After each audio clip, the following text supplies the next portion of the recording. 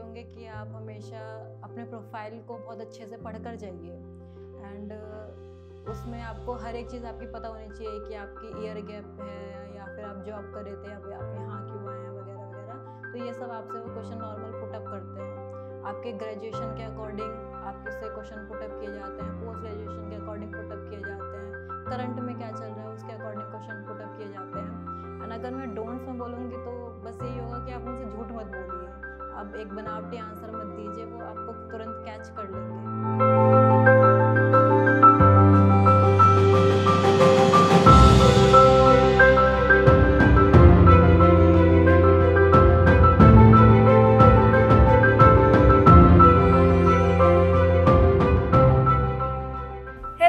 Welcome to another episode of Chamomile Tea with Toppers, an initiative by Unacademy.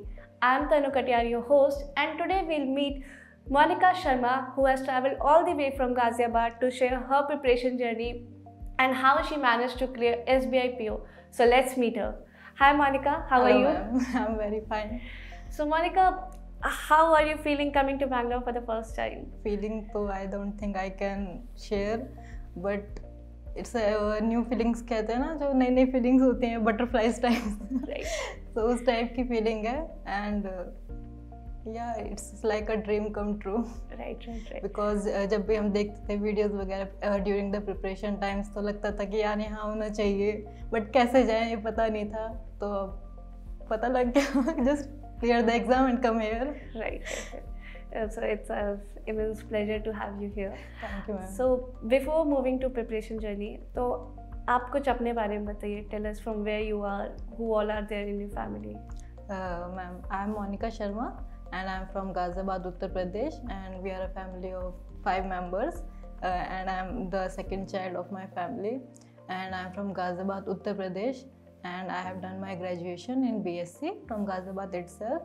And then after graduation I started preparing for government exam actually, but like आप जानते हो कि जो SSC वगैरह के exams होते हैं उसमें बहुत डिले बहुत ज़्यादा हो रहा था। 2018 में भी आई थिंक एग्ज़ाम कैंसिल हो गए थे एंड कुछ केसेस वगैरह भी चल रहे थे। तो then I switch to banking exam, क्योंकि इसमें बहुत फास्ट रिक्रूटमेंट होती है। तो 2019 से I started preparing, but unfortunately एक भी मेरा प्री नहीं निकला 2019 में। बट 2020 में मैंने थोड़ा एनालाइज़ किया और उस टाइम कोरोना भी था, तो कुछ काम तो था नहीं करने के लिए। तो मैंने एनालाइज़ किया कि मैंने क्या गलतियाँ की थी, एंड तो जो मैंने जो पूरा हार्ड था ना 2020 को दे दिया था, pre preparation and main preparation. तो उस टाइम पे मेरे सारे एक्चुअली जितने भी मैंने प्री दिए थे आरआरबी को छोड़कर मेरे सारे प्री क्लियर हुए थे। एंड बट मेन सिर्फ एक क्लियर हुआ था SBI PO 2020, बट मैं उसमें फाइनल कट ऑफ में नहीं आ पाई थी दैट टाइम। सो रिज़ल्ट 2021 में आया था एंड वो ईयर जो हाफ ईयर था मेरा लाइक अगस्त तक ऐसा गया था, बिल्कुल डिप्रेशन में। पता नहीं था मैं कहाँ हूँ, क्या कर रही हूँ। लाइक वो होता है ना, एक वन वे रोड होता है जहाँ आप ना तो पीछे कर जा सकते हैं ना आगे, पता नहीं कहाँ जा रहे हैं, ऐसी वाली फीलिंग आई थी। बट अगस्त में आई थिंक 10 डेज़ पहले थोड़ा मैंने अपने आप को थोड़ा पुशअप किया एंड उस टाइम पे RRB PO का प्री एग्ज़ाम होना था। तो मैंने तब से प्रिपरेशन स्टार्ट की एंड 10 डेज़ मैंने सिर्फ मॉक लगाए थे प्री के एंड मेरा वो क्लियर हो गया प्री एग्ज़ाम। एंड देन मैंने मेंस दिया, उसका मेंस भी क्लियर हुआ। एंड देन उसके बाद मैंने SBI PO का एग्ज़ाम दिया था, प्री उसका क्लियर हुआ, मेंस हुआ and then final cut off में आ गई। बट RRB के साथ मेरे साथ क्या हुआ, जैसे कि हमें सबको पता है कि 1 जनवरी को रिज़ल्ट आता है हर बार, एंड मेरा 2 जनवरी को SBI PO मेंस का पेपर था। बट 1 जनवरी को मेरा पेपर क्लियर नहीं हुआ। सो उस टाइम ना एक डिलेमा था कि अब कल एग्ज़ाम है, मैं बिगाड़ ना दूँ उसे। तो अब बाकी पापा आए मेरे पास, क्या हुआ रिज़ल्ट का, मैंने कहा नहीं निकला। फिर मेरा भाई आया, उसने पूछा क्या हुआ नहीं निकला, क्योंकि सबको पता था कि 1 तारीख को रिज़ल्ट आना है। फिर मेरी मम्मी बाहर गई हुई थी एक्चुअली, तो मतलब उन्हें घूमने का बड़ा शौक है, तो वो गई हुई थी। तो उनका फ़ोन आया, उन्हें मैंने बोला मम्मी नहीं निकला। तो उसके बाद थोड़ा जब सबने पूछा तो थोड़ा माइंड थोड़ा डाइवर्ट सा करने के लिए मैंने कपिल शर्मा का शो देखा था। 1 घंटा आई थिंक मैंने देखा। उसके बाद फिर मैंने कहा अब क्या ही करना, प्रिपरेशन कर दो कुछ नहीं हो सकता। वैसे भी क्योंकि मेरा मेन टारगेट SBI PO ही था हमेशा से, तो अब जो गया गया क्या कर सकते हैं। तो मैंने थोड़ा अपने आप को 1-1.5 घंटा थोड़ा वहाँ से निकाला, कपिल शर्मा का शो देखा, फिर भारती है उसकी कुछ वीडियोस देखी थी, एंड देन फिर मैंने अपनी करंट अफेयर्स की जैसा मैं कर रही थी पहले से, एंड रिजल्ट आपके सामने। Right, that's a very up and down journey like you have faced. Yes, ma'am, I have seen more failures than success in my life. तो कहा जाता है ना कि failures are the best guide towards the success. Yes, ma'am, I can say because जिस तरह से मैंने अपने आप को 1 तारीख को हैंडल किया, देन 2 तारीख को मैं एग्ज़ाम दे के आई और मुझे कुछ पता भी नहीं था, मतलब ये आइडिया ही नहीं था कि मेरा कल एग्ज़ाम नहीं निकला है, एंड मैं फेल हो गई हूँ फाइनल कट ऑफ में। तो कुछ रियलाइज़ नहीं है, बट हाँ आके घर जाके बहुत रोई थी मैं, वो अलग बात है, ब्लैंकेट में गई बाथरूम में जाके बट टिल एग्ज़ाम कोई प्रेशर नहीं था दिमाग में कि मेरा एग्ज़ाम क्लियर नहीं हुआ है या फिर एंड ऑल। बस मैंने एग्ज़ाम दिया था कि ये था क्लियर करना है, और बहुत अच्छा गया था एक्चुअली मेरा एग्ज़ाम, तो मुझे उससे कोई गिला शिकवा नहीं था। बट हाँ इससे था RRB से, क्योंकि बहुत एक्सपेक्टेशंस थी पेरेंट्स की भी। मेरा इंटरव्यू बहुत अच्छा गया था, बट आई थिंक मेंस में थोड़े मेरे मार्क्स कम रह गए थे, that's why I could not clear the final cut of. Right. So चलिए आप you achieve what you wanted, so yes, let's start with that. So if we talk about SBI, so the first step is prelims. सबको पता है prelims में 3 subject होते हैं, English, cons, reasoning. yes. तो आपका कौन सा वीक था, स्ट्रॉन्ग सब्जेक्ट कौन सा था?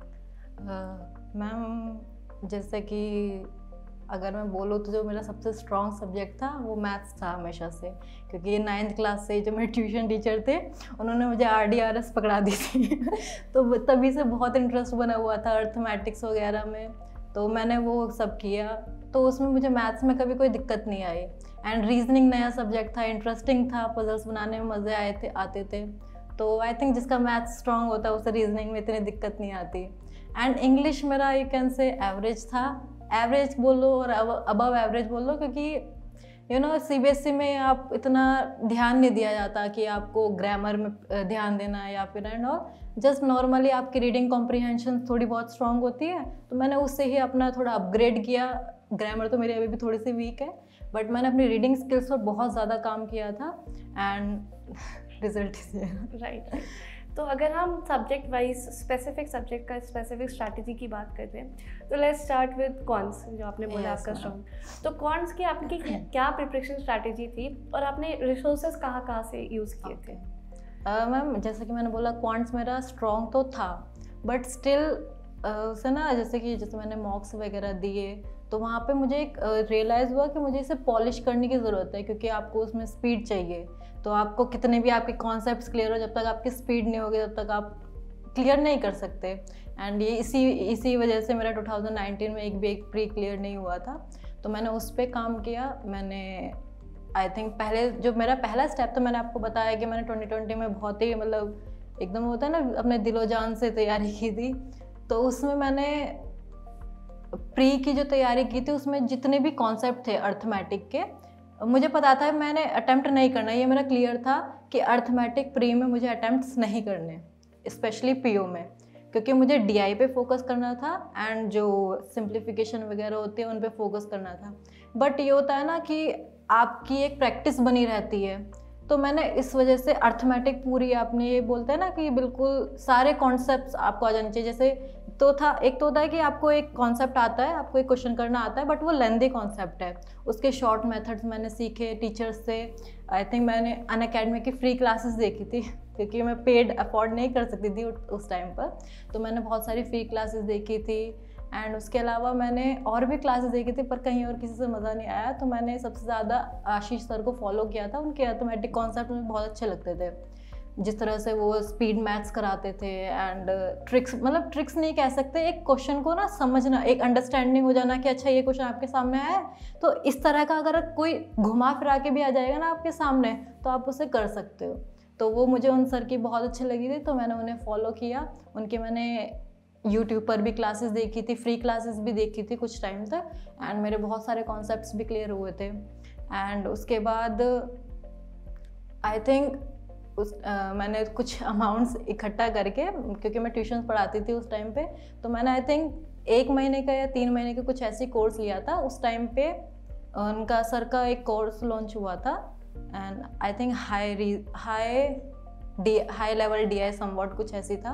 तो मैंने वो देखा था, पूरा का पूरा एक जो होता है ना कोर्स, उसे कंप्लीट किया था ताकि एक गो थ्रू मिल जाए कि किस तरह से आपको क्वेश्चंस अटैम्प्ट करने हैं।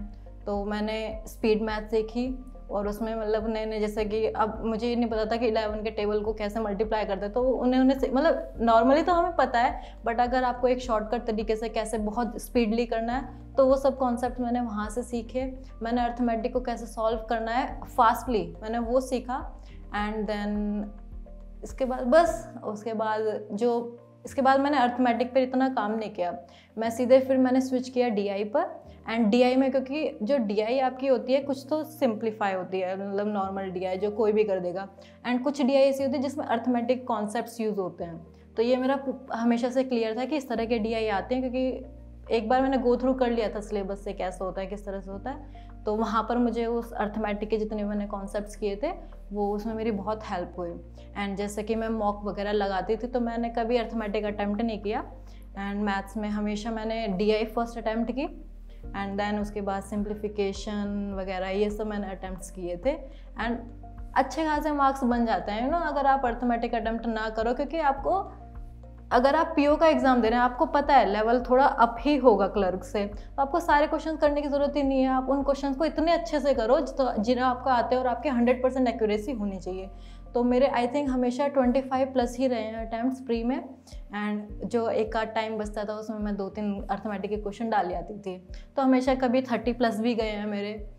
आई थिंक इस वाले जो मैंने आई थिंक SBI PO दिया था, इसमें मेरे 30+ गए थे, मुझे अच्छे से याद है, क्योंकि मेरे कॉन्सेप्ट्स बहुत अच्छे से क्लियर हो चुके थे, बस मैंने अपने पॉलिश किया था मॉक टेस्ट की प्रैक्टिस से। And if I have to talk about reasoning, तो रीजनिंग तो एकदम नया सब्जेक्ट था मेरे लिए। तो मैंने स्टार्टिंग में कुछ फ्री क्लासेस देखी थी, एंड अच्छा लगता था स्टार्टिंग में, थोड़ा नया नया अजीब अलग अलग सा भी लगता था। But for a long time मैं उन क्वेश्चंस को जब कर रही थी ना, तो I don't know, mock test solve नहीं होते थे मुझसे। तो इसके बाद मैंने रियलाइज़ करा कि मैं कहाँ गलती कर रही हूँ। तो गलती मेरी ये थी कि मैं जो क्वेश्चन सॉल्व कर रही थी स्टार्टिंग में तो सही था, जब मैं कॉन्सेप्ट नया सीख रही थी, बट मैंने उसे अपग्रेड करने की कोशिश नहीं की, मैंने क्वेश्चंस के लेवल को बढ़ाने की कोशिश नहीं की, क्योंकि आपके दिमाग में ये होता है ना प्री एग्जाम में ईजी आएगा, तो मेरे भी दिमाग में ये था कि मेंस में प्रैक्टिस करेंगे हाई लेवल की। तो मैंने कभी प्री के जो क्वेश्चन थोड़े हाई लेवल के हो जाते हैं वो कभी अटैम्प्ट्स नहीं किए, जो जिनमें 5 मिनट लगते हैं, कभी कभी 6 मिनट लग जाते हैं। तो उसमें मैंने थोड़ा पॉलिश किया खुद को। जब मैंने अपनी गलती सुधारी, तो आई थिंक मैम, मैं आपको पता नहीं आपको बिलीव होगा या नहीं, जब मैंने 2021 में जितने भी एग्ज़ाम्स दिए हैं उसमें मैंने प्री की प्रैक्टिस करी ही नहीं। 5 दिन पहले मैंने मॉक लगाए थे एंड मेरे सारे प्री क्लियर हुए। तो ये सब रिजल्ट जो था वो मेरा 2020 का था, जो मैंने रिग्रेसली एकदम प्रैक्टिस की थी, अपने अपने कॉन्सेप्ट्स को क्लियर किए थे, कैसे मॉक टेस्ट अटैम्प्ट करना है वो मैंने एक क्रैक कर लिया था। एंड वही चीज़ मैंने फिर मेन एग्जाम में अप्लाई किया एंड सिलेक्शन हो गया। राइट। तो now if we move to English. Yes ma'am. तो इंग्लिश की आपने कैसे तैयारी की और आपके रिसोर्सेज क्या क्या थे? मैम, मेरे रिसोर्सेज तो एक्चुअली कुछ नहीं थे। मैंने आपको भी बताया मैं ट्यूशन पढ़ाती थी, तो अब वो होता है ना, जब आप किसी को पढ़ाते हो तो आपके खुद के कॉन्सेप्ट्स क्लियर हो जाते हैं। तो मैं स्टूडेंट्स को पढ़ाती थी इंग्लिश, एंड उसी के साथ मैं अपने कॉन्सेप्ट्स क्लियर कर लेती थी। एंड तो मतलब आपको एकदम ये कहते हैं ना कि ग्रामर इतनी थॉरोली पढ़ने की ज़रूरत नहीं है, बस इतना आपको आना चाहिए कि आप अगर सेंटेंस फॉर्मेशन कर रहे हो तो आपकी कोई ग्रामेटिकल मिस्टेक ना हो। एंड उसके बाद ये तो था, मतलब जो मैं ट्यूशन के साथ साथ अपनी तैयारी कर लेती थी 1-2 घंटे देकर। एंड उसके बाद जो मेन हमारा होता है वो कॉम्प्रिहेंशन होता है पूरा, अगर आप देखो तो प्री में भी एंड मेंस में तो होता ही होता है। तो उसमें मैंने क्या किया, मैंने सबसे पहले एडिटोरियल क्लासेस देखी थी, क्योंकि सब एडवाइस करते हैं कि आप एडिटोरियल पढ़िए, बट मैंने जब लेती थी न्यूज़पेपर समझ ही नहीं आता था क्या है ये। तो मैंने कुछ आई थिंक 3-4 महीने तक एडिटोरियल क्लासेस ली थी। एंड आई थिंक एक सर थे, विशाल सर, यस विशाल सर अनअकैडमी में पढ़ाते हैं, तो मैंने उनकी क्लासेस ली थी फ्री में। वो पहले आई थिंक पहले नहीं थे अनअकैडमी पे, मैंने उन्हीं की वजह से एक्चुअली अनअकैडमी ज्वाइन किया था। तो उनकी क्लासेस जो थी स्टार्टिंग में मैंने देखी, अच्छा लगता था उनका पढ़ाने का तरीका इंग्लिश में, जिस तरह से वो एडिटोरियल को एक्सप्लेन कर देते, तो एक इंटरेस्ट बना रहता था। बट फिर मैंने कुछ टाइम तक क्लास देखी, फिर मैंने छोड़ दी क्लासेस। ये नहीं कि वो गलत कोई ख़राब पढ़ा रहे थे, रीज़न ये था कि अब मैंने सीख लिया है कि किस तरह से एडिटोरियल को पढ़ना है।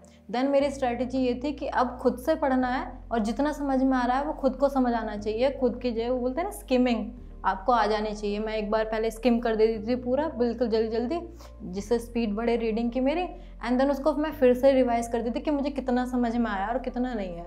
तो मेरी हमेशा से ये स्ट्रैटेजी थी। पहले स्टार्टिंग में थोड़ी दिक्कत हुई थी खुद से पढ़ने में, द हिंदू पढ़ने में थोड़ी दिक्कत हुई थी जब मैंने क्लासेस छोड़ दी थी।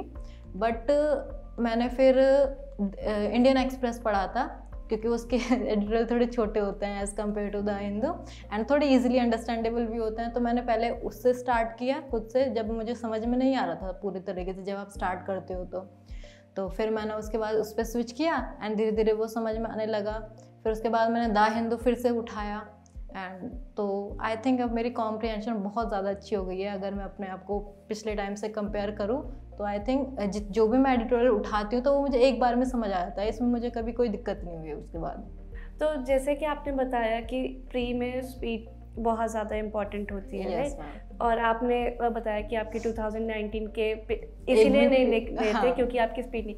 तो वो आपने कैसे मेंटेन किया, कि आपने कैसे अपने आप को, क्या एग्जैक्टली आपने चेंज किया अपनी स्पीड में कि आपने इस बार आपने सारे प्री निकाल लिए?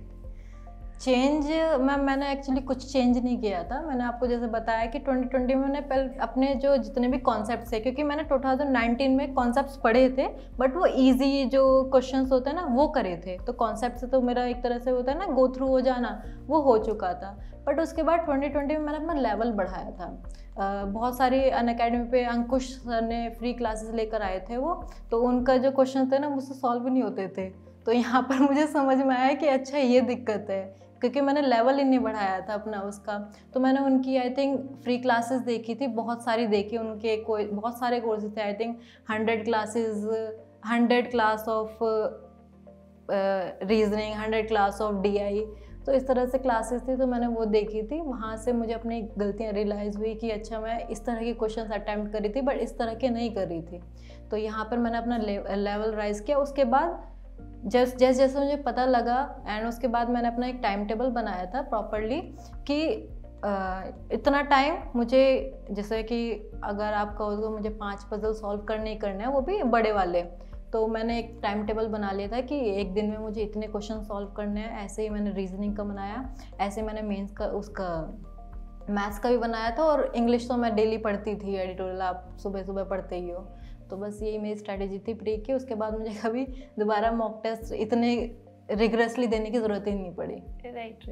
तो जो अभी आप बात कर रहे थे टाइम टेबल का, तो आपके according what is the ideal time table an aspirant should follow for prelims? Ma'am मैं यही कहूँगी कि आप अपने अकॉर्डिंग एक शेड्यूल बनाइए। अगर जैसे कि अगर आप 8 बजे उठ रहे हैं या 9 बजे उठ रहे हैं या 6 बजे उठ रहे हैं, उसके अकॉर्डिंग आप अपना बनाइए शेड्यूल।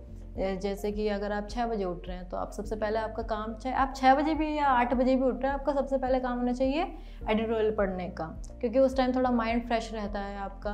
तो आप एडिटोरियल पढ़िए, आपको बहुत अच्छे से समझ आएगा। आपके इंग्लिश के जो वर्ड्स हैं वो आपके मतलब दिमाग में रह जाते हैं, कहीं आपको ऐसा लगता है कि हाँ ये मैंने कहीं पढ़ा है। तो वो इसीलिए होता है, आप जब सुबह सुबह उसे पढ़ते हैं, जब माइंड फ्रेश होता है। तो इस तरह से मैंने कभी वोकैबुलरी के नोट्स नहीं बनाए, और एक आध बार बनाए हुए थे तो वो ऐसी कॉपी चली गई मेरी, कभी मैंने उन्हें दोबारा पढ़ा ही नहीं। बस मेरा यही था कि बैंक में आपको वोकैब याद नहीं करने, आपको वोकैब को कॉम्प्रिहेंड करना है। कि अगर वो वर्ड एक सेंटेंस के बीच में आ रहा है तो उस सेंटेंस को, अगर वर्ड को आपका मीनिंग भी नहीं पता तो क्या आप उस सेंटेंस को समझ पा रहे हैं या नहीं। तो मेरी स्ट्रेटेजी यही थी कि आप सिर्फ कॉम्प्रिहेंड करो, आपको वोकैब लर्न करने की ज़रूरत नहीं है। बस जब आप पढ़ रहे हो उसके मीनिंग को देखो क्या वो कह रहा है, एंड देन आपको वही वर्ड्स रिपीट होते रहते हैं टाइम टू टाइम। तो आपको नोट्स बनाने की मुझे लगता है वर्ड्स की ज़रूरत नहीं होती। राइट। तो अगर हम जैसे अब हमारी, चलिए मान लीजिए सारी प्रिपरेशन हो गई, एग्ज़ाम डे पे आते हैं, तो एग्ज़ाम डे पे आपकी पेपर अटेम्प्टिंग स्ट्रैटेजी क्या थी प्रीलिम्स को लेके? तो मेरी स्ट्रैटेजी ये ज़्यादा कुछ खास नहीं थी, जो नॉर्मल लोगों की होती है वही मेरी थी कि आप जैसे अगर आपके सामने सबसे पहले मैथ्स सेक्शन खुला है तो आपकी स्ट्रैटेजी ये होनी चाहिए कि सबसे पहले आप, अगर आप पीओ का एग्ज़ाम दे रहे हैं तो सबसे पहले आप डीआई उठाइए। जितनी भी डीआई हैं आपको इतनी प्रैक्टिस होनी चाहिए कि आपकी जितनी भी डीआई, चाहे 4 आई हैं चाहे 5 आई हैं, आपको सॉल्व करनी ही करनी है, इतनी आपकी प्रैक्टिस होनी चाहिए।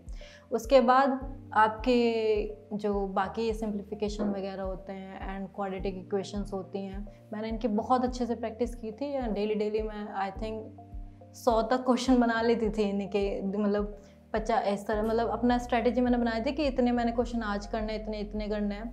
तो इस तरह से आपकी ना एक स्पीड बढ़ जाती है। तो मेरी यही स्ट्रैटेजी रहती थी कि पहले मैं डीआई करूँगी, उसके बाद मैं जो सिंप्लीफिकेशन वगैरह होंगे, जो क्वाड्रेटिक होंगे वो करूँगी, एंड देन अगर टाइम बचता है तो कुछ क्वेश्चंस आते हैं अर्थमेटिक के जो बहुत जल्दी सॉल्व हो जाते हैं, जिसमें आपको एक लाइन के क्वेश्चन होते हैं। जैसे आप मिक्सचर एलिगेशन ले लीजिए, उसमें आपको वेटेज बनाना होता है, वो मिक्सचर सा, एंड नीचे आपके रेशो आ जाते हैं। तो उस तरह के क्वेश्चंस होते थे जिन्हें मैं सॉल्व कर देती थी, और आई थिंक ज़्यादा टाइम नहीं लगता था उनमें। तो 3 4 5 क्वेश्चन मेरे सॉल्व हो जाते थे अर्थमेटिक के। एंड अगर मैं रीजनिंग की बात करूँ तो रीजनिंग में एक्चुअली बच्चे बहुत बड़ी गलती ये करते हैं कि वो पजल्स को स्किप कर देते हैं। अगर आप पीओ का एग्ज़ाम दे रहे हैं ना, तो आपको पजल को स्किप नहीं करनी है इन द स्टार्टिंग। अब बहुत सारे जो आई थिंक लोग एडवाइस भी करते हैं कि आप पजल को बाद में सॉल्व कीजिए, क्योंकि अगर आप एक बार घबरा गए, आपकी पजल ख़राब हो गई, तो आपका पूरा पेपर बिगड़ जाएगा। मैं मानती हूँ ये बात सच है, बट आपको इतनी प्रैक्टिस होनी चाहिए। अगर आप पीओ का एग्ज़ाम देने जा रहे हैं तो आपको पता होना चाहिए कि आपको पजल सॉल्व करनी ही करनी है, अदरवाइज़ आपको मार्क्स नहीं मिलेंगे, आप क्लियर नहीं कर सकते।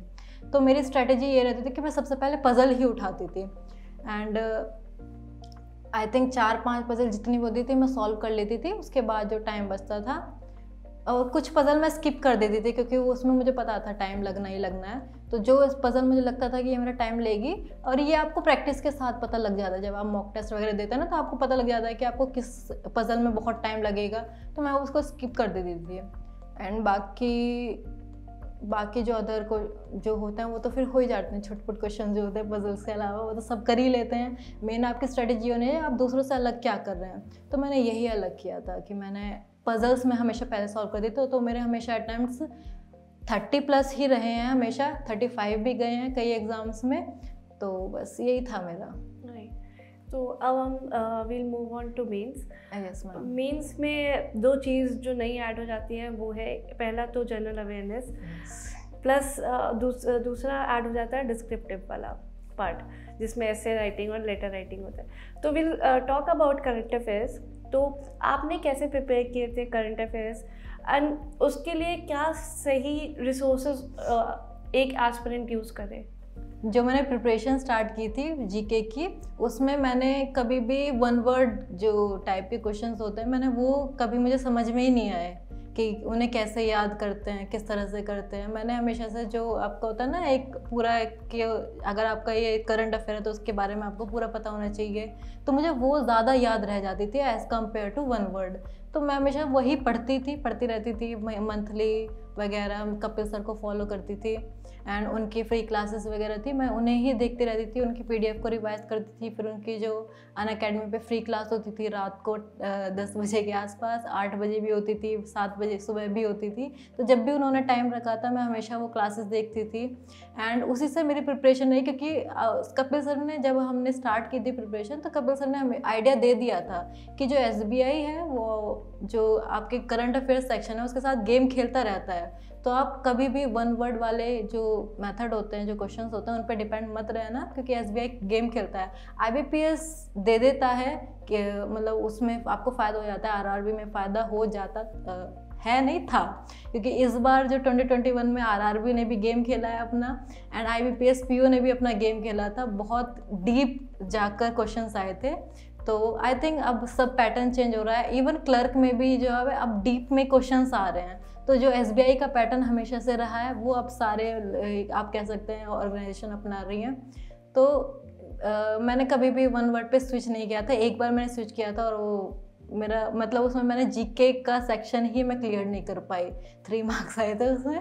तो उसमें ये था कि बस मैंने यही फॉलो किया कि आपको थॉरली पढ़ना है, and at the end of the day भी जैसे आपके पास 5 दिन बचे हैं या 4 दिन बचे हैं या 2 दिन भी बचे हैं, तो आप उसमें कभी भी वन वर्ड पे स्विच मत कीजिए। ये होता है ना कि आप वन वर्ड रिवाइज कर लीजिए 1 मंथ के, बहुत जल्दी रिवाइज हो जाएंगे। मेरी स्ट्रेटेजी क्या थी लास्ट टाइम तक भी, मैंने क्या किया था, जैसे मैंने आपको अभी स्टार्टिंग में बताया था कि मैं जब RRB का मेरा क्लियर नहीं हुआ था तो मैं उस दिन जीके कर रही थी।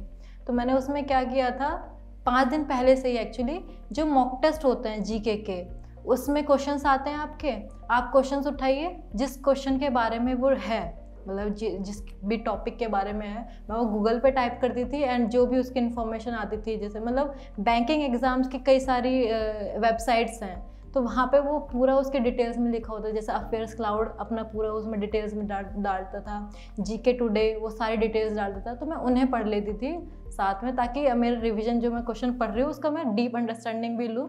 एंड ये चीज़ आई थिंक एग्ज़ाम में मैंने जब मेंस मैंने देखी तो मुझे बहुत फ़ायदा की, क्योंकि बहुत सारे क्वेश्चन जो मैंने उसी दिन पढ़े थे एंड वो आए थे और वो डीप में थे, लाइक कि मुझे याद नहीं आ रहा क्वेश्चन, बट ये था कि इसमें से which of the feelings following is the features of this, and उसके फिर ऑप्शन दे रखे थे।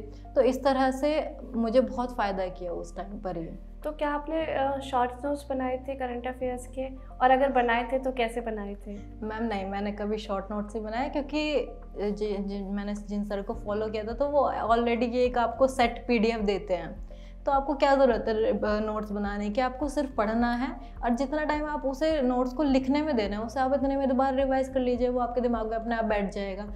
2 बार में नहीं बैठ रहा, 3 बार में बैठ जाएगा, 4थी बार में बैठेगा ज़रूर। आप MCQs दीजिए, आप उन्हें बार बार रिवाइज कीजिए, आपको एक्चुअली 2 बार में अगर आप पढ़ते हो ना उसे तो वो बैठ ही जाता है। ऐसा नहीं है कि नहीं बैठता, बट कुछ को होता होगा, मे भी दिक्कत होती होगी, नहीं आता इतनी जल्दी से समझ में या याद नहीं होता, तो उनके लिए मैं यही कहूँगी कि आप वीकली रिवाइज कीजिए। जैसे आपने सपोज कीजिए आज आपने सुबह करंट अफेयर पढ़ी, आप उसे एक बार रात को रिवाइज कर लीजिए, उसके बाद सुबह को करंट अफेयर देखने से पहले नेक्स्ट डे की सुबह को रिवाइज कर लीजिए। मैंने कुछ टाइम तक किया था, क्योंकि स्टार्टिंग मैंने अब तक को बताया ना वीकेस्ट सब्जेक्ट था मेरा, तो स्टार्टिंग में मुझे समझ नहीं आती थी, तो मैं यही करती थी कि मैंने सुबह क्लास ली, मैंने रात को फिर करंट अफेयर जो PDF थी उसे रिवाइज करी, वो 15-20 मिनट में रिवाइज हो जाते हैं, बल्कि और धीरे धीरे और टाइम ये कम होता गया। उसके बाद वीकली आप रिवाइज कर लीजिए, एक बार संडे आप अपना दे दीजिए या कोई भी डे आप अपना दे दीजिए जिसमें आप वीकली पूरा अपना रिवाइज कर सकें। एंड देन मंथली थोड़ा डिफ़िकल्ट होता है उसे पढ़ने में, तो मैं उसे आई थिंक अपना सैटरडे, संडे एंड मंडे 3 दिन देती थी उसे रिवाइज करने के लिए, और क्योंकि मैं वो पूरा डीप में पढ़ती थी। अब आप बोलोगे कि आपने तो वीकली भी किया, डेली भी किया, फिर भी आपको 3 दिन क्यों लगे, कि मैं उसको पूरा डिटेल में पढ़ती थी दोबारा से एक एक चीज़ को। तो मुझे ये चीज़ बहुत ज़्यादा हेल्प करी है during my preparation and even in the exam. तो हमेशा मेरे जो अटैम्प्ट्स थे वो हमेशा अच्छे ही रहे हैं जीके में। राइट। तो अब हम अगले सब्जेक्ट की तरफ बढ़ते हैं जो कि ऐड हो जाता है, वो है डिस्क्रिप्टिव पेपर। तो डिस्क्रिप्टिव पेपर के लिए आपने कब तैयारी शुरू की थी और आपने कैसे तैयारी की? जैसे कि मैं CBSE बोर्ड से हूँ, तो आप लिखना जानते हैं क्योंकि आपके क्वेश्चंस इंग्लिश में होते हैं। मैं लिखना जानती थी कि किस तरह से सेंटेंस फॉर्मेशन होते हैं। मैं ट्यूशन के टाइम पे अपने स्टूडेंट्स को क्वेश्चन देती थी, वो देखेंगे तो कहेंगे क्या बोल रही थी तो इसलिए हमें क्वेश्चन कराती थी क्या, तो मैं देती थी उन्हें क्वेश्चन, उन्हें टॉपिक, क्योंकि उन्हें मज़ा आता था जब मैं नए नए टॉपिक उन्हें देती थी। तो मतलब कई सारे क्वेश्चन मैंने मतलब नॉर्मल जो हमारे होते हैं टॉपिक, चाइल्ड पॉवर्टी एंड वगैरह वगैरह, इससे स्टार्ट किया था। फिर मैंने बढ़ाने स्टार्ट किए थे, अपने लेवल के भी मैंने टॉपिक उन्हें दिए थे, एंड उनसे मुझे एक नया, एक होता है ना आपको नया विजन मिलता है, तो मुझे वो मिला था उनसे। एंड अगर मैं अपने खुद की प्रिपरेशन की बात करूँ, एक तो वहाँ से मुझे कुछ नए नए पॉइंट्स मिलते हैं, क्योंकि आपका होता है ना जो आपका चाइल्ड होता है उसके थोड़े कॉन्सेप्ट्स अलग ही दिमाग चलता है उनसे, हमारे जो कॉन्सेप्ट होते हैं, तो मुझे वहाँ से कुछ चीज़ें नई नई मिलती थी। एंड अगर मैं अपनी अलग से प्रिपरेशन की बात करूँ, तो मैं सिर्फ जैसे कोई भी मैंने टॉपिक उठाया एंड उसकी मैं राइटिंग करती थी। एक ग्रामरली ऐप आता है, गेट ग्रामरली, तो मैं उस पर लिखती थी। एंड उस पर जब जितना भी मैंने लिख दिया, एंड उसके बाद जो रेड लाइंस आती थी मैं उन्हें देखती थी कि मैंने कहाँ गलतियाँ की हैं, उन्हें ठीक करती थी। और उसके बाद एक येलो लाइन आती है, वो आपको सिर्फ अगर आप सब्सक्रिप्शन लेते हैं तो उनके लिए होता है। बट मैं क्या करती थी, जो येलो लाइन आती थी, जितना भी मैंने सेंटेंस लिखा है उसको ट्राई करती थी कि अगर मैं इसको मॉडिफाई करूँ तो किस तरह से वो लाइन हट जाए। तो वो हटती भी थी, मैंने स्टार्टिंग में कई बार ट्राई किया था, नहीं हटी थी, बट धीरे धीरे वो हटने लगी थी एंड मेरा जो डिस्क्रिप्टिव था बहुत अच्छा बनने लगा था। तो before going into quants reasoning and English for mains, मैं एक चीज़ पूछना चाहती हूँ जो हमारे एस्पिरेंट्स का भी बहुत ज़्यादा डाउट होता है कि क्या प्री और मेंस की तैयारी साथ में करनी चाहिए कि अलग अलग करनी चाहिए? मैम मैं यही कहूँगी कि अगर आप नए हैं, बिल्कुल आप होते हैं ना फ्रेश ब्लड है, तो आप अपने एक बार सिलेबस के गो थ्रू होइए एंड अपने एक बार सिलेबस को समझिए, कॉन्सेप्ट्स को क्लियर कीजिए अपने। अभी तुरंत एकदम 1-2 महीने प्रेशर मत डालिए कि आपको प्री की भी एक साथ तैयारी करनी है एंड मेंस की भी एक साथ तैयारी करनी है। आप सिर्फ अपने कॉन्सेप्ट्स को क्लियर कीजिए एंड जब आपका फाइनली एक बार कॉन्सेप्ट्स क्लियर हो जाते हैं सारे के सारे, आप एक बार सिलेबस के गो थ्रू हो जाते हैं, क्योंकि इतना सारा सिलेबस नहीं है, अगर ध्यान से देखेंगे तो इतना टाइम नहीं लगेगा आपको सिलेबस को गो थ्रू होने में। तो उसके बाद जब आप एक बार सिलेबस के गो थ्रू हो गए, मतलब एक बार में, मैं ये नहीं बोल रही कि आप उसमें बार बार रिवाइज कीजिए, एक बार गो थ्रू हो जाइए, उसके बाद आप मॉक दीजिए, प्री के भी दीजिए एंड मेंस के भी दीजिए। तो आपको धीरे धीरे पता लगेगा कि कहाँ पर आपको अपना डेवलप करना है, किस चीज़ में आप लैग कर रहे हैं। जैसे कि मैं अपनी बात बताऊँ तो मैंने क्या किया था, मैं प्री के मॉक देती थी एंड अच्छे खासे उसमें मार्क्स आ जाते थे मेरे, बट मेरी जो मेंस की स्ट्रेटेजी होती थी मॉक देने की, वो क्या होती थी, जैसे कि मैंने मेंस का मॉक खोला, स्टार्टिंग डेज में मैंने कुछ टाइम तक उसको बंद, जैसे बोलते हैं ना, कैंसिल मतलब एग्जिट करके एंड उसे दोबारा, मतलब टाइमर बंद करके वो ख़त्म हो गया आपका। फिर आप अपने आप जो जो क्वेश्चंस आपको समझ में आ रहा है प्रैक्टिस के लिए मुझे मिल जाते थे क्वेश्चन, क्योंकि आपको मार्केट में ऐसे नहीं मिलते क्वेश्चन अलग अलग। तो मॉक टेस्ट जो आपको होता है बहुत अच्छे अच्छे क्वेश्चन आपको प्रोवाइड करता है। तो स्टार्टिंग में मैंने यही किया था कि मैं उसको मॉक टेस्ट को पॉज कर देती थी एंड मेंस के जितने भी क्वेश्चन होते थे मैं उन्हें सॉल्व कर देती थी। बट उसके बाद धीरे धीरे जब मेंस करीब आता रहता था, तो मेरी बस एक स्ट्रेटेजी होती थी, मैं जब मॉक टेस्ट खोलूँ मैंने उसे बंद नहीं करना अब। एंड जैसा सपोज करो मेरे सामने रीजनिंग खुला, तो स्ट्रेटेजी लोगों की ये होती है कि, मतलब मैंने कई लोगों की देखी भी है, CDWT में भी और कई जगह पे लोगों की सुनी भी है, कि आप पहले वो क्वेश्चन कीजिए जो आपको ईजी लगते हैं, है ना, मतलब ईजी इन द सेंस कि वो जल्दी हो जाते हैं।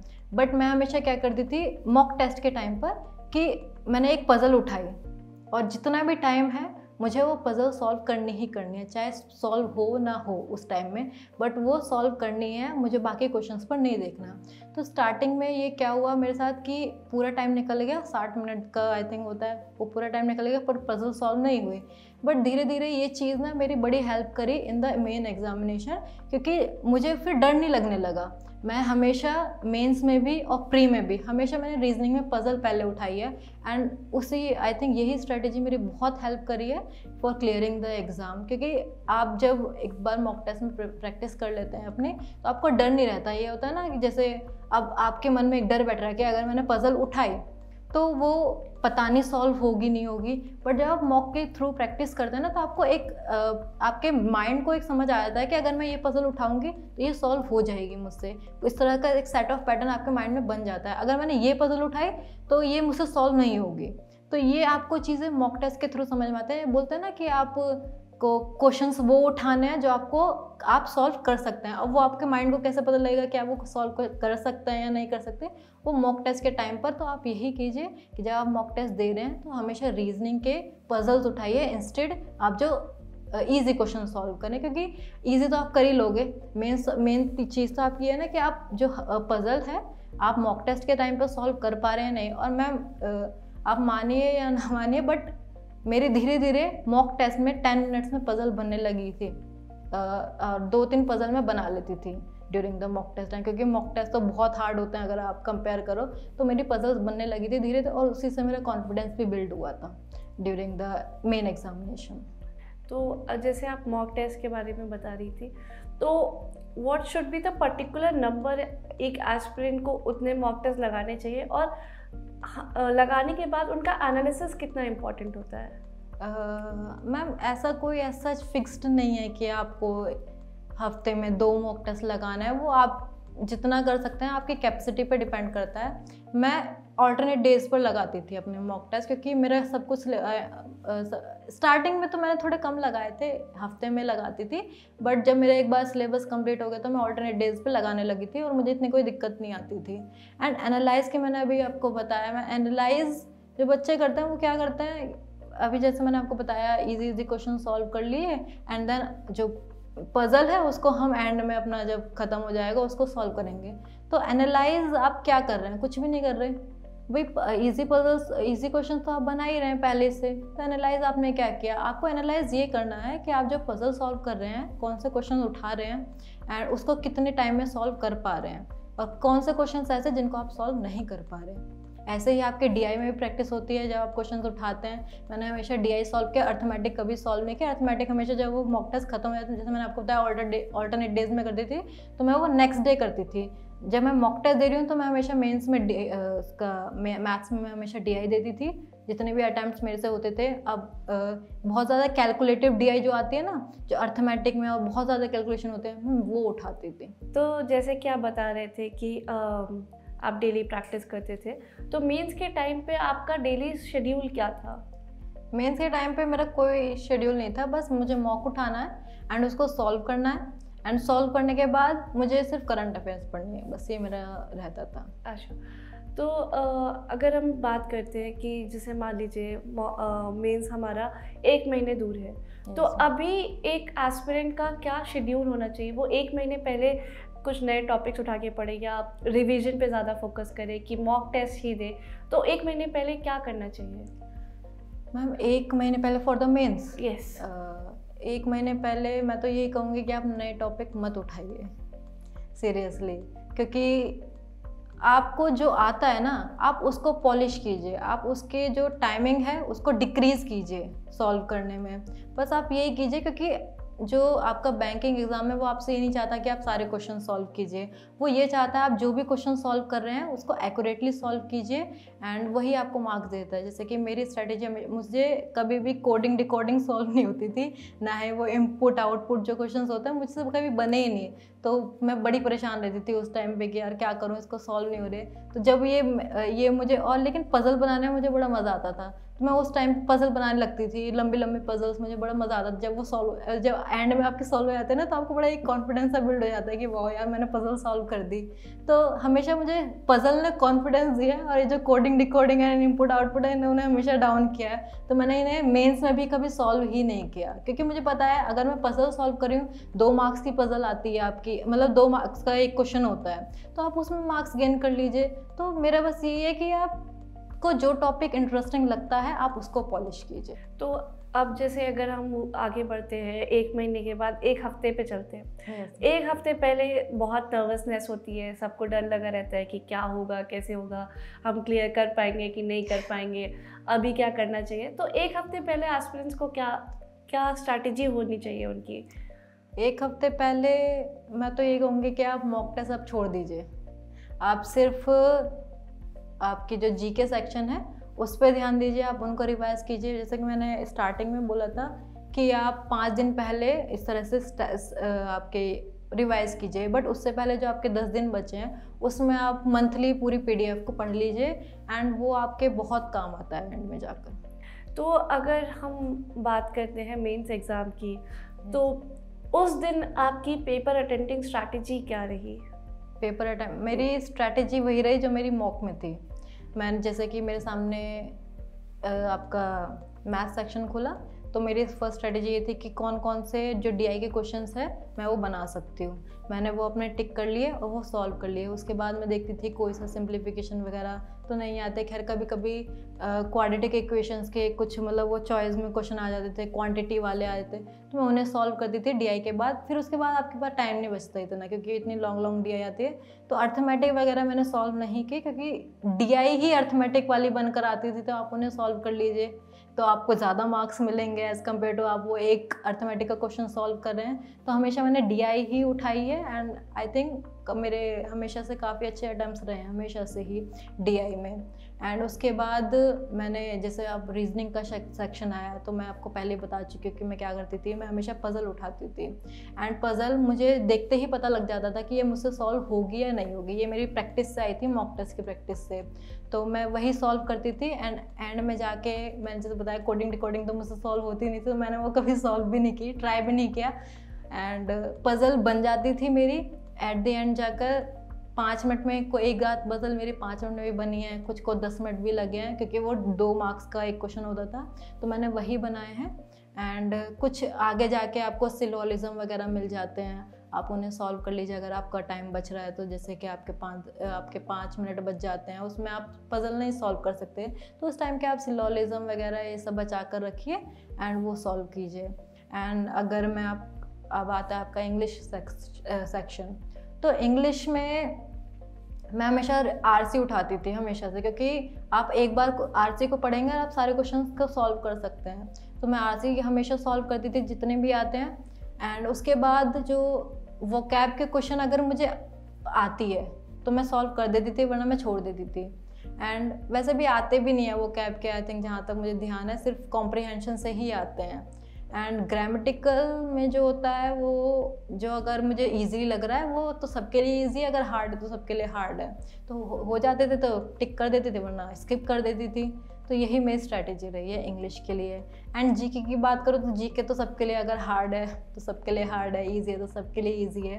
तो GK में जो मुझसे अटैम्प्ट हो रहे हैं, एक बार मैंने सारे अटैम्प्ट्स कर लिए तो 5-6 अटैम्प्ट्स होते थे। उसके बाद जब दोबारा मैं उसे देखती थी, अरे ये तो मुझे आता था, तो फिर मैं वो मेरे कम 25+ अटैम्प्ट्स बन जाते थे GK में। तो जैसे कि आपने बताया आपने स्टार्ट अपनी जर्नी 2019 में की थी, काफ़ी लंबी जर्नी रही है आपकी। आई एम श्योर बहुत टाइम पे आपको बहुत डिमोटिवेशन भी हुआ होगा कि am I doing the right thing, is it there for me और नॉट। तो वो डिमोटिवेशन को आपने कैसे डील किया?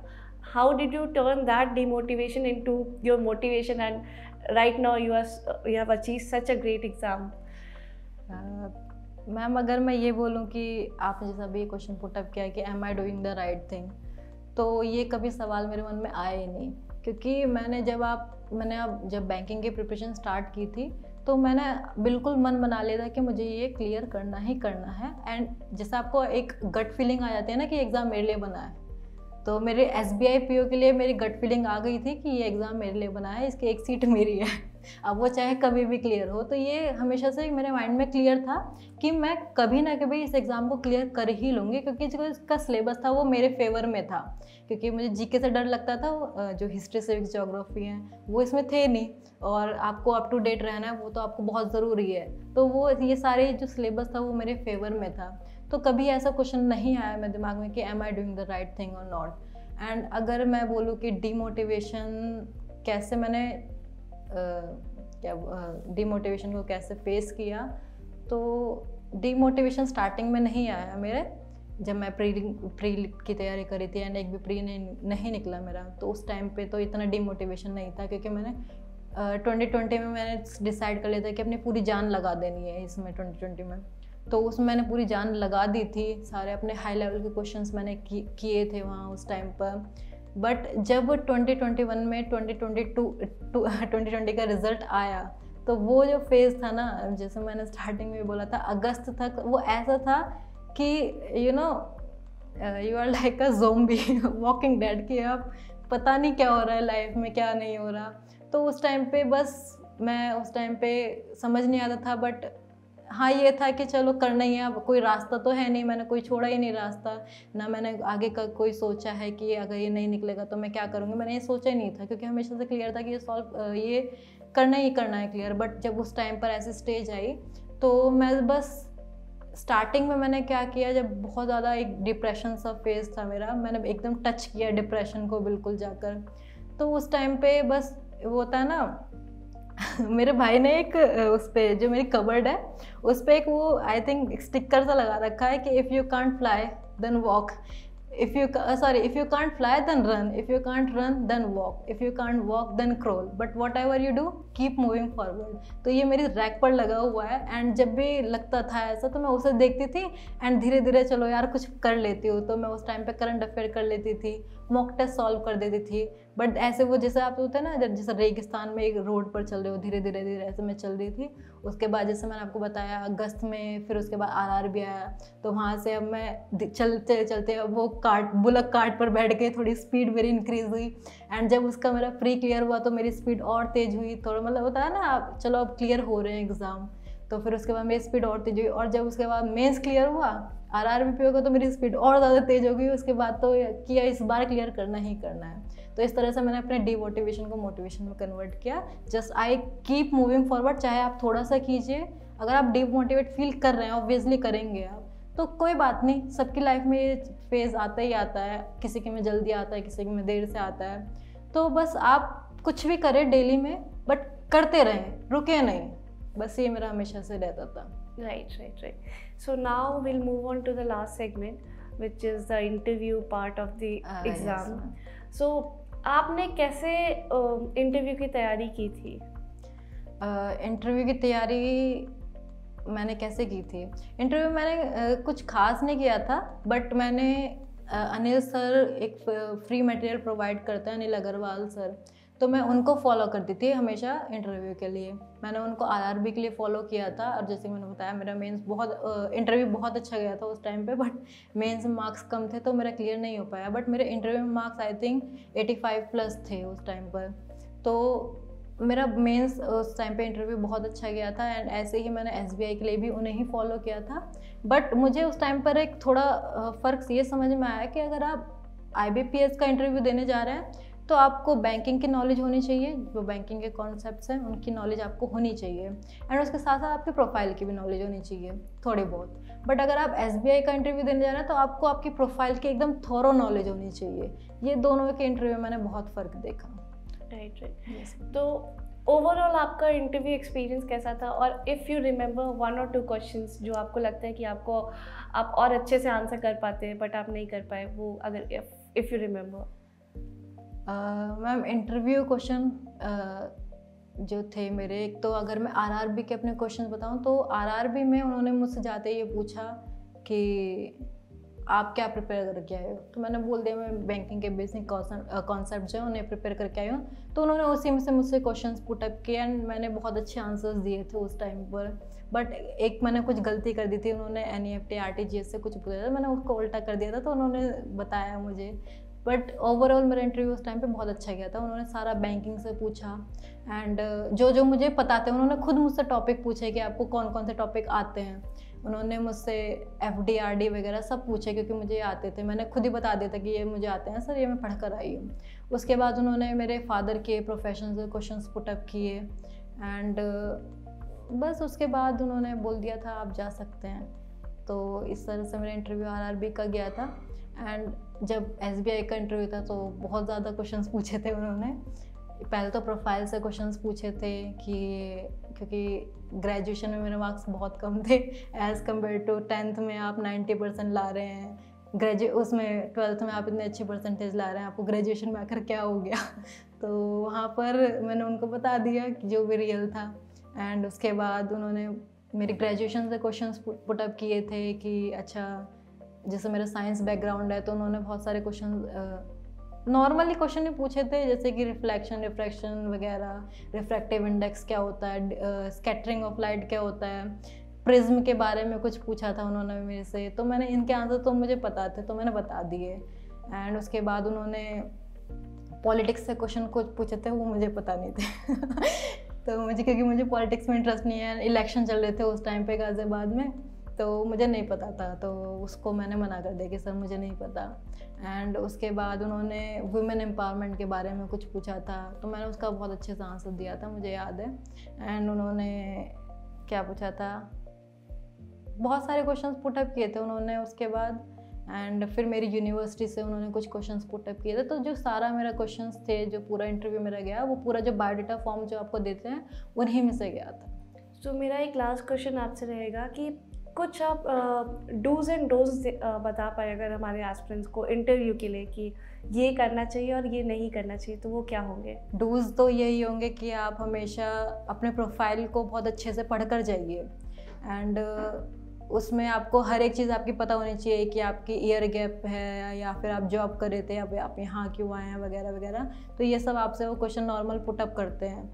आपके ग्रेजुएशन के अकॉर्डिंग आपके से क्वेश्चन पुटअप किए जाते हैं, पोस्ट ग्रेजुएशन के अकॉर्डिंग पुटअप किए जाते हैं, करंट में क्या चल रहा है उसके अकॉर्डिंग क्वेश्चन पुटअप किए जाते हैं। एंड अगर मैं डोंट्स में बोलूँगी तो बस यही होगा कि आप उनसे झूठ मत बोलिए, आप एक बनावटी आंसर मत दीजिए, वो आपको तुरंत कैच कर लेंगे। तो बस आप जो हैं वही बनकर जाइए, आप एक बनावटी इंसान मत बनकर जाइए, बस यही मेरा डोंट्स होगा। राइट, तो आई थिंक हमने आपकी पूरी प्रिपरेशन जर्नी के बारे में जान लिया। सो बहुत सारी सीरियस बातें भी कर ली हमने। तो let's move on to the fun segment, that is rapid fire round. मैं आपसे कुछ क्वेश्चंस पूछूंगी एंड आपको उसका बहुत जल्दी आंसर करना होगा। ट्राई करूँगी। So are you ready for it? Maybe. So the first question is, what is your favorite actor? Favorite actor? Katrina Kaif. Okay. What is your favorite movie? Favorite movie? तमाशा। तमाशा। एक favorite line तमाशा की अगर कोई हो तो?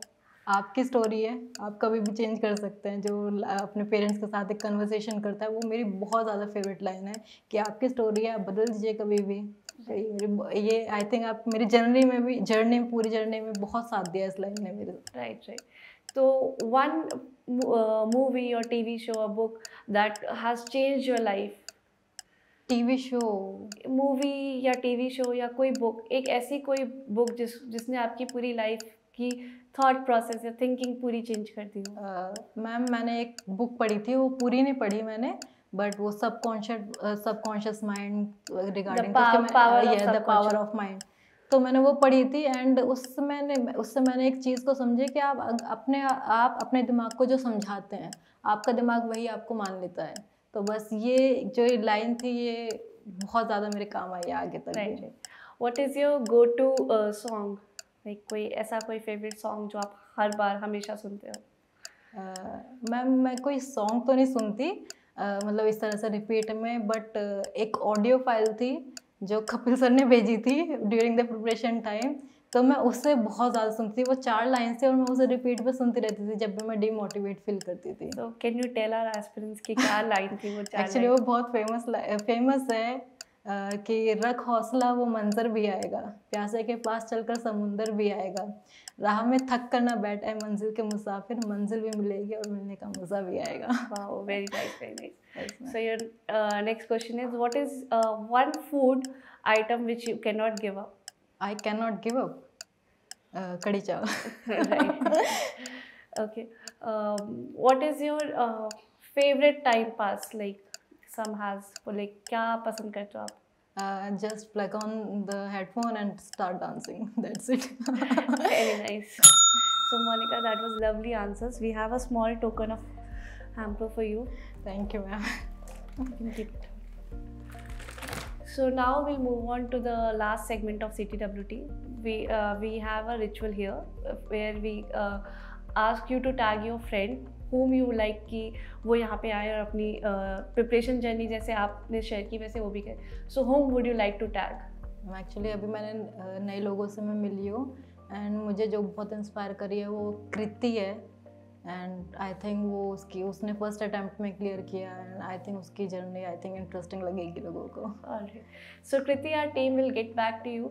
आई hope आप भी यहाँ पे जल्दी आए और अपनी प्रिपरेशन जर्नी शेयर करें सो दैट हमारे एस्पिरेंट्स आपकी भी जर्नी से बहुत कुछ सीख सके।